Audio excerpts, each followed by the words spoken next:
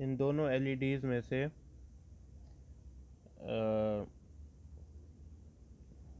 Minus कर दें। अब जो एंडिंग में पड़ी हुई है एक एलईडी पड़ी हुई है, बाकी क्या रहेगी, एलईडी सोल्ड आ जाएगी। ठीक है। अब इस कॉन्सेप्ट को अगर हम लेके चलें तो हमारे पास सेल्स उन्होंने 14,50,000 बता दिया। अब सीजीएस निकालनी है, कॉस्ट ऑफ गुड्स सोल्ड। तो सीजीएस निकालने के लिए हम यहाँ पे सीजीएस का फॉर्मेट छोटा सा बना लेते हैं। बिगनिंग इन्वेंट्री कितने की है, 2,40,000 की, प्लस परचेजेस जो क्या 9,50,000 के। अवेलेबल कितने की आ गई आपके पास, you have 11,90,000 available for sale, minus ending में कितनी पड़ी हुई है, 1,70,000।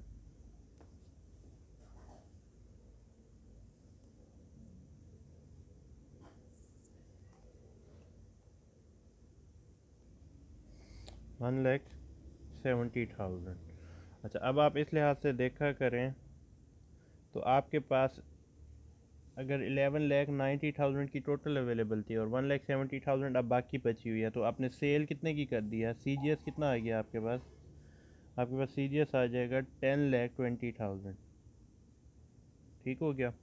अब यहाँ से आपने सेल्स 14,50,000, मैं आगे करके लिख देता हूँ, 14,50,000, उसमें से cost of good sold sell कर दें, माइनस कर दें 10,20,000 की, तो आपके पास ग्रॉस प्रॉफिट कितने का आ गया, 4,30,000 का। माइनस अदर एक्सपेंसेस में उन्होंने हमें दो एक्सपेंसेस दिए हैं, selling expenses of 2,10,000, selling expenses of 2,10,000, admin expenses of 1,80,000। तो सेलिंग एक्सपेंस आपका आ गया 2,10,000, एडमिन एक्सपेंस आपका कितना आ गया,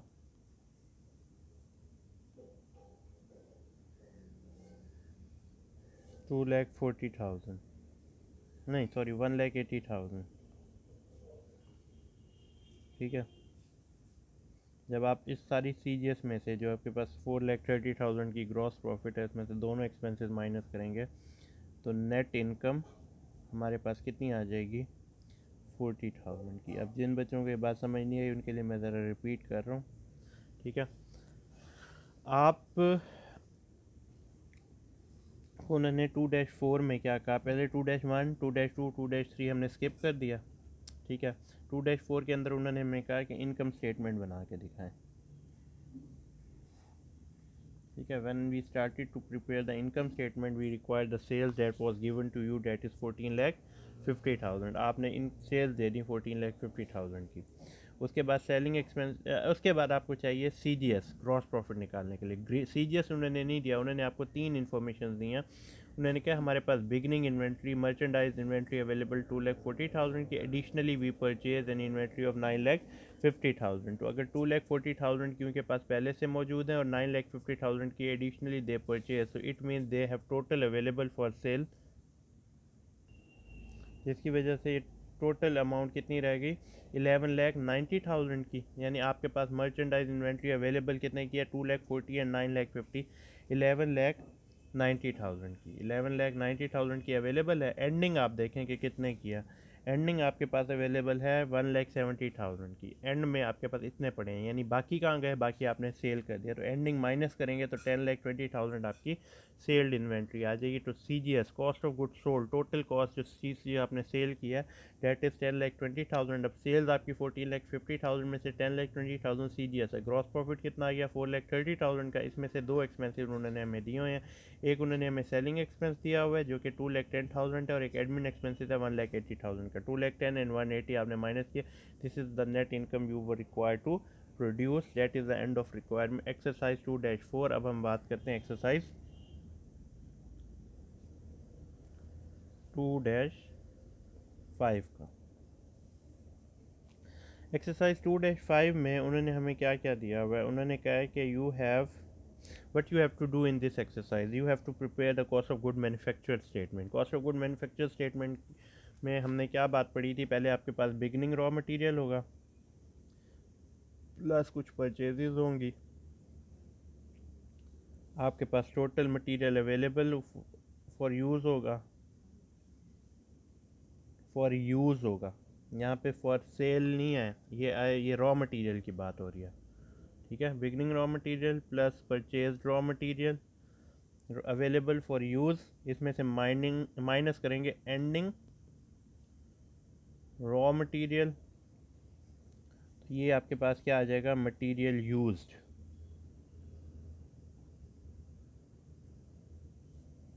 material use in other words will be named as direct material, इसमें डायरेक्ट लेबर ऐड कर देंगे। अब इसे सम अप करें तो प्राइम कॉस्ट का लफ्ज़ भी लिखा जा सकता है, लेकिन हम इसे इग्नोर करते हैं और फैक्ट्री ओवरहेड भी ऐड कर लेते हैं। ये टोटल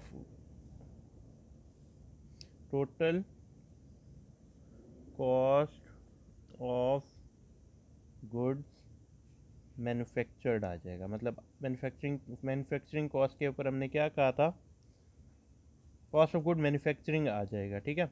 बट डायरेक्ट मटेरियल चाहिए होता है, लेबर चाहिए होता है और एफ इन तीनों का सम हमारा मैन्युफैक्चरिंग कॉस्ट हो जाती है। फिर मैन्युफैक्चरिंग आई का मतलब क्या है, रहा है, it is in the process. तो ये तो इस साल का इन द प्रोसेस है। Is there any material that is the part of the process from the last year. तो हमने beginning in work in process का कॉन्सेप्ट लेके आया कि सर पहले से कुछ मटेरियल पहले से भी स्टोर रूम से हट के इस्तेमाल होके स्टार्ट हो चुका था बनने, तो बिगनिंग वर्किंग प्रोसेस मटेरियल। जब हम दोनों को ऐड अप करते हैं तो टोटल मटेरियल या टोटल कॉस्ट ऑफ गुड, यहाँ आप टोटल का वर्ड ख़त्म करना है, total cost of good manufacturing. ये वो है कि इस बार शुरू किया ये वाला बिगनिंग में इतना पड़ा था, तो total cost of good manufacturing minus ending working process inventory, work in process आखिर में कितना काम अभी बाकी है।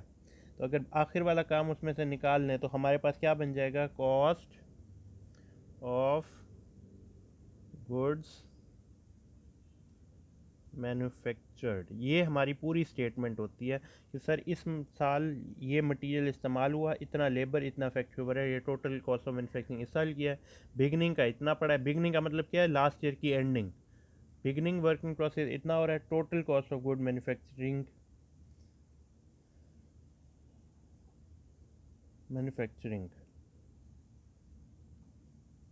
Total cost of good manufacturing आ गया, उसमें से एंडिंग वर्किंग प्रोसेस निकालेंगे तो मैन्युफैक्चर्ड आ जाएगा, ठीक है। अब हम यहाँ पे इसी सारे फॉर्मेट के अंदर ना वैल्यूज़ एडअप करते जाते हैं और हमारा कॉन्सेप्ट क्लियर होता जाएगा। पहले हमें क्या चाहिए, बिगनिंग रॉ मटेरियल 60,000 की, हमने वो 60,000 की वैल्यू यहाँ लिख लेते हैं। फिर हमें क्या चाहिए, परचेजेज। यहाँ पे परचेजेज देखें, परचेजेज ऑफ रॉ मटेरियल 6,90,000 की, आपने 6,90,000 की परचेजेज ऐड कर दी। अवेलेबल फॉर यूज़ आपके पास कितना अवेलेबल फॉर यूज़ बन गया, 60 एंड 6,90, 7,50,000।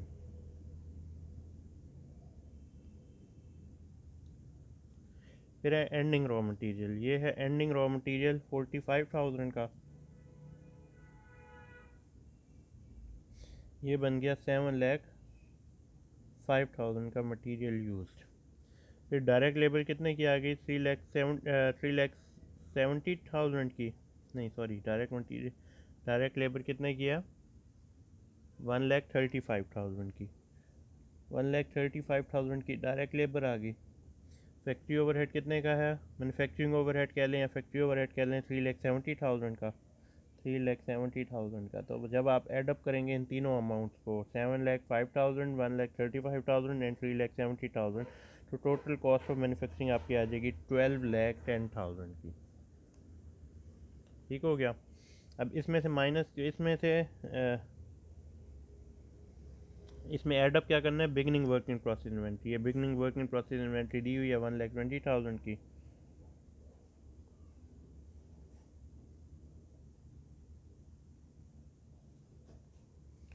तो total cost of good manufacturing कितने की आ जाएगी, 13,30,000 की।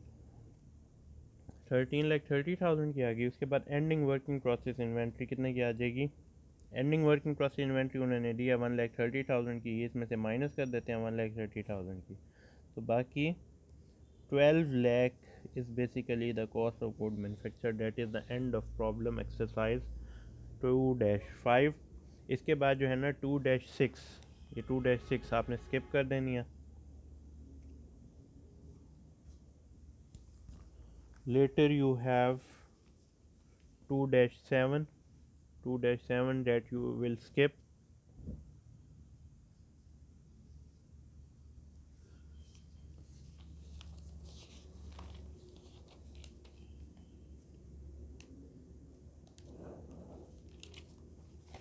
Later you have 2-8, you will skip।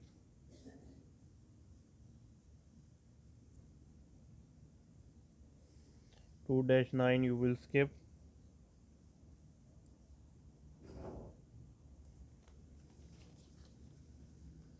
2-10 you will skip।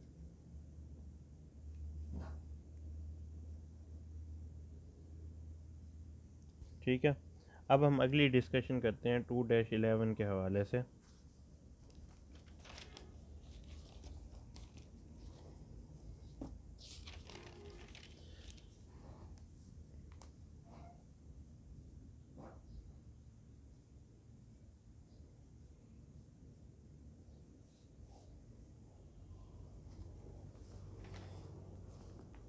अच्छा, 2-11 में आप देखें उन्होंने आपसे दो चीज़ें पूछी हैं, कॉस्ट ऑफ गुड मैन्युफैक्चर्ड और कॉस्ट ऑफ गुड सोल्ड।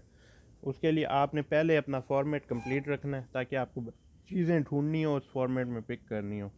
अब यहाँ पे उन्होंने हमसे सीजीएस मांगा है, तो स्टार्ट करते हैं बिगनिंग रॉ मटेरियल से, फिर हम उसमें ऐड कर देंगे परचेजेस। जब बिगनिंग और परचेजेस रॉ मटेरियल ऐड करेंगे, available material available for use, ठीक हो गया। जब आप इन दोनों को ऐड अप करेंगे उसमें से आप माइनस करेंगे एंडिंग रॉ मटेरियल। जब एंडिंग निकाल लेंगे तो this will be equivalent to material used, और in other words you may name it as direct material plus direct labour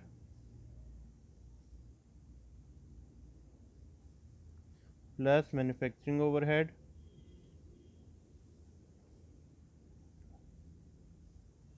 that will be your total manufacturing cost। ठीक है, total manufacturing cost का मतलब क्या है? डायरेक्ट मटेरियल, डायरेक्ट लेबर और MOH. ठीक है, टोटल मैन्युफैक्चरिंग कॉस्ट आ गई। उसके बाद आप इसमें क्या ऐड करेंगे? बिगनिंग मैन्युफैक्चरिंग या working process.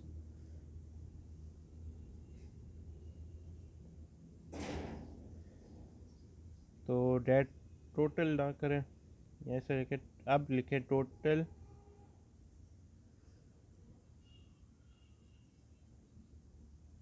Manufacturing cost, minus कर देंगे एंडिंग वर्किंग प्रोसेस। जब आप एंडिंग वर्किंग प्रोसेस माइनस करेंगे तो that will give you cost of good, total cost of good manufactured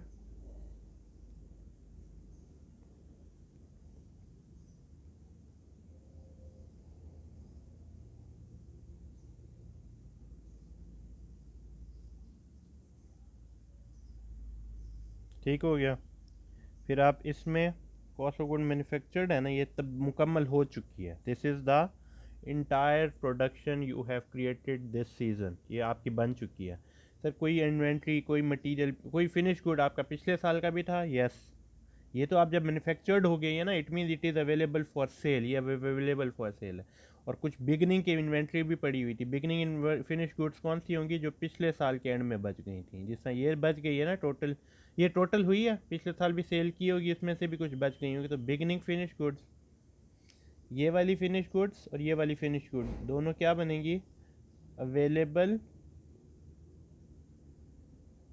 for sale. ये आपके पास टोटल चीज़ थी available for sale, minus ending finish goods, कुछ अभी बाकी बच गई हैं। मतलब आपने एलसीडीज़ ये बना ली हैं, ये पिछले साल की एलसीडीज़ पड़ी थी, दोनों को एलईडीज़ या एलसीडीज़ को दोनों को सम अप किया तो available for sale, minus ending finish goods का मतलब क्या होगा?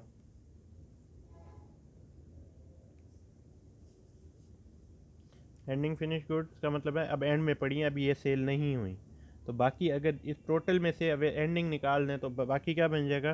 Cost of good sold. अब ये सारी फॉर्मेट हमने बार बार डिस्कशन कर लिया है। This is somehow the requirement number 1, total cost of good manufactured. पहले उन्होंने यही चीज़ पूछी है ना, कॉस्ट ऑफ गुड मैन्युफैक्चर्ड निकालना है, तो यहाँ तक आपकी कॉस्ट ऑफ गुड मैन्युफैक्चर्ड बनती है। And then you have the cost of good sold, यहाँ तक आपकी कॉस्ट ऑफ गुड सोल्ड बनती है। ठीक हो गया?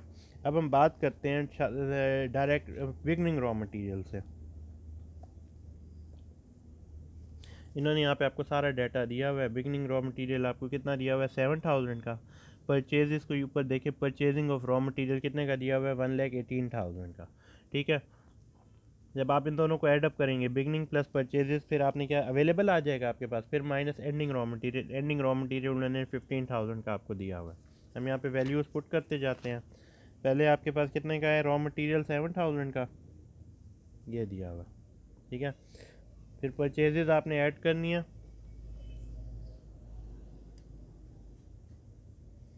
परचेजेस आपने ऐड करनी है। परचेजेस के लिए कितनी अमाउंट दी हुई है?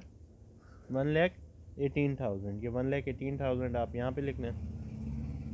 तो इन दोनों को ऐडअप करेंगे तो रॉ मटेरियल अवेलेबल कितना आ गया? 1,25,000 का। इसमें से माइनस क्या करना है? Ending raw material. Ending raw material कितने का दिया हुआ है? 15,000 का। ये 15,000 इसमें से माइनस करना है, तो मटेरियल यूज़ कितने का आ गया? 1,10,000 का। डायरेक्ट लेबर की अमाउंट उन्होंने आपको दी हुई है 70,000, यहाँ 70,000 आप ऐडअप कर दें। मैन्युफैक्चरिंग ओवरहेड उन्होंने आपको दिया हुआ है 80,000 का, यहाँ 80,000 ऐड कर दें।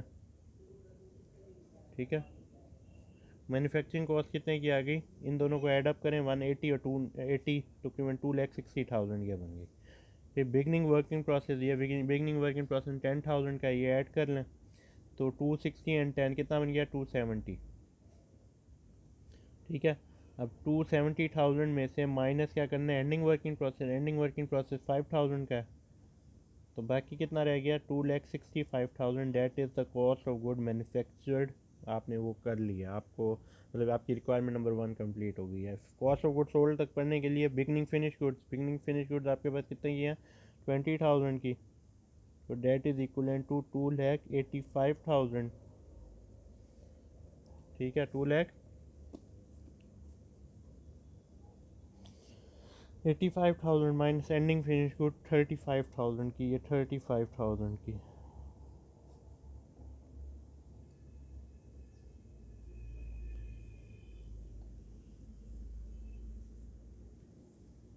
ठीक है, यहाँ तक that is the end of 2-11. You will skip 2-12.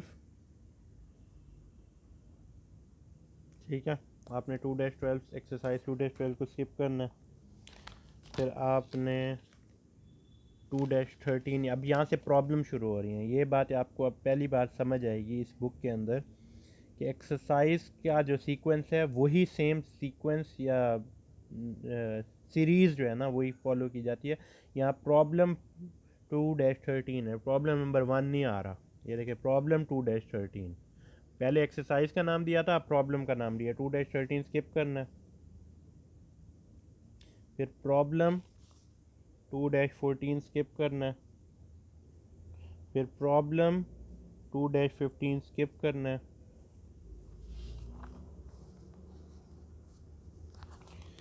उसके बाद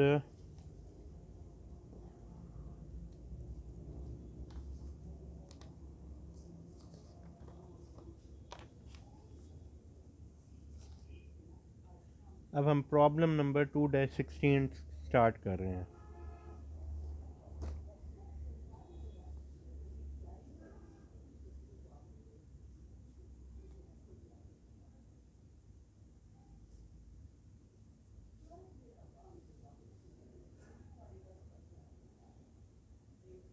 ठीक है, अब प्रॉब्लम 2-16 में उन्होंने हमसे रिक्वायर क्या किया?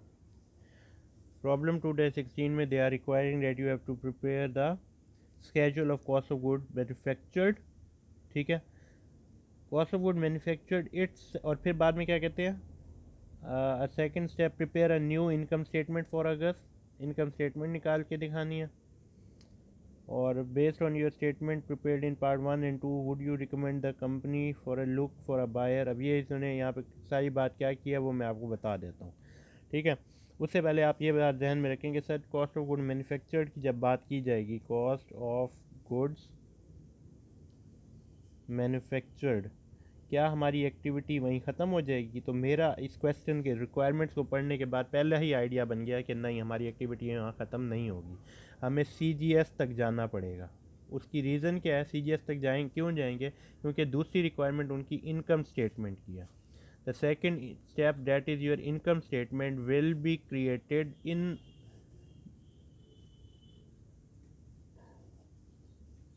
यूज़ ऑफ CGS, यानी income statement can not be prepare unless you will not have the CGS available. जब आप CGS अवेलेबल, जब CGS नहीं होगा तो नहीं निकाल सकेंगे, इसलिए जहां आप मैन्युफैक्चर स्टेटमेंट बनाएंगे वहां CGS स्टेटमेंट भी बना लेंगे।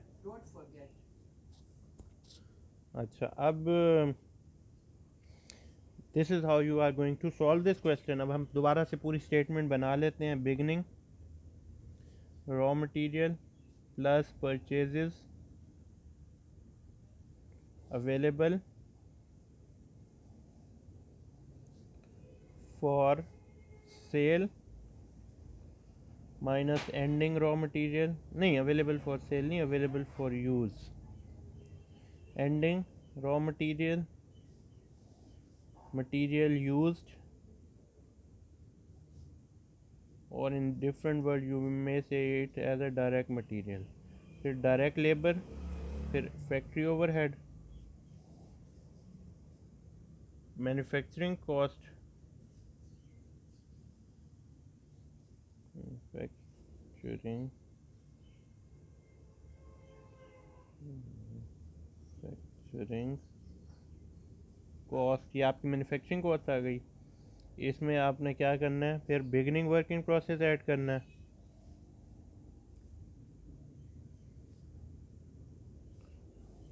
टोटल कॉस्ट ऑफ मैन्युफैक्चरिंग,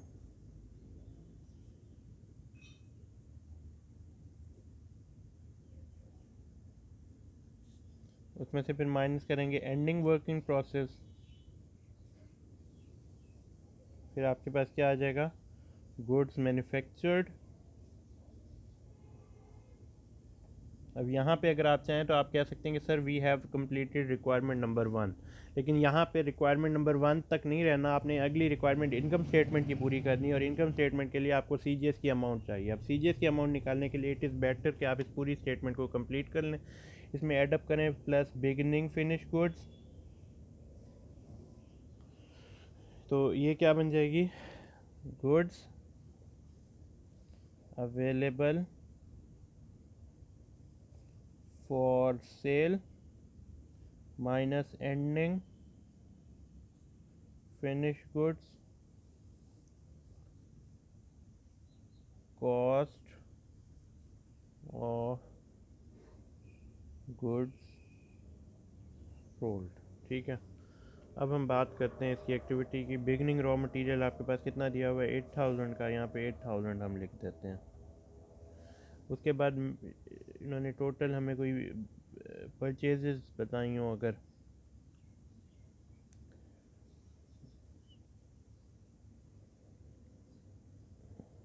ये ऊपर आपको क्या दिया हुआ है,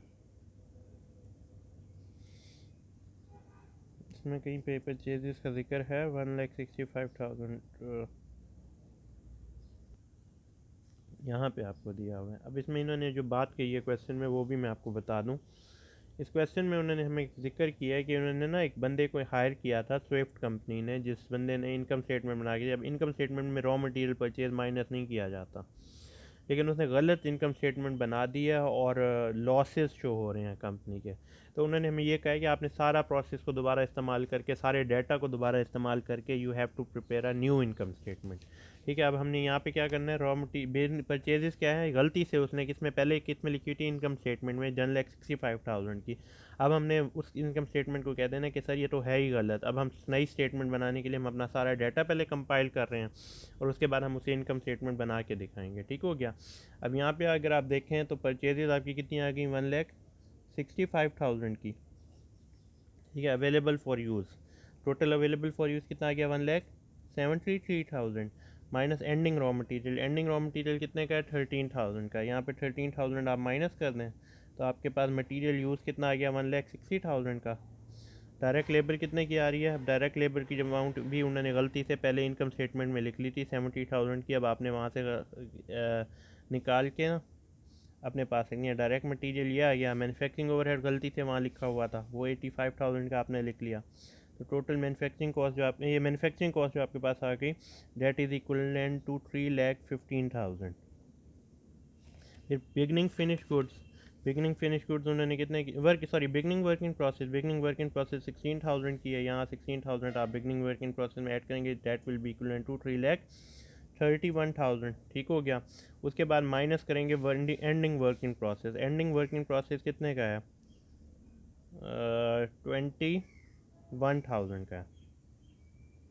21,000 का एंडिंग माइनस कर लें तो आपके पास नियर अबाउट 3,10,000 की कॉस्ट ऑफ गुड मैन्युफैक्चर्ड आ गई। अब यहाँ पे स्टेटमेंट रोके ना, क्योंकि आपने इनकम स्टेटमेंट निकालनी है, वहाँ पे आपको CGS चाहिए। ठीक है, CGS निकालने के लिए you will perform your activity till end. तो 40,000 का beginning raw material, beginning finish goods वो आप ऐड करेंगे that will be equivalent to 3,50,000 available for sale आ गया।